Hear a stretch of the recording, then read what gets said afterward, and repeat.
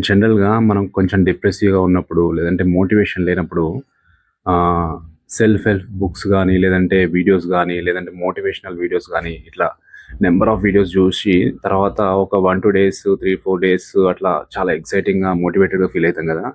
యాక్చువల్‌గా అది పెద్దగా వర్కౌట్ గాదు. ఎందుకంటే అది 3, 4 డేస్ ఆర్ మాక్సిమం 1 వీక్ తర్వాత అది ఫేడ్ ఔట్ అయిపోతది.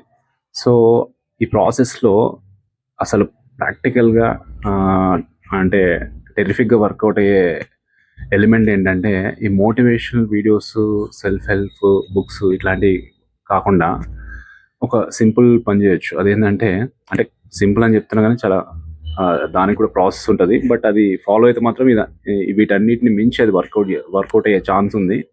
సో, అదేంటంటే మీరెప్పుడైనా గూడా డిసిప్లిన్ అంటే ఒక డిసిప్లిన్‌ని గనక ఫాలో అయితే ఆటోమేటిక్‌గా అంటే ఒక discipline and consistency. For example 5:00 లేవాలనుకుంటే మార్నింగ్ 5:00 లేవాలనుకుంటే ప్రతి అంటే కన్సిస్టెంట్‌గా ఒక డిసిప్లిన్ మెథడ్‌లో కంటిన్యూయస్‌గా మనం ఆ టైంకి లేవడం అనేది స్టార్ట్ చేస్తే ఆటోమేటిక్‌గా ఒక డిసిప్లిన్ ప్లస్ లేవడం ప్లస్ ఏదైనా ఒక యాక్టివిటీ చేయడం. అంటే మనకు చేద్దాం అనుకున్న యాక్టివిటీ.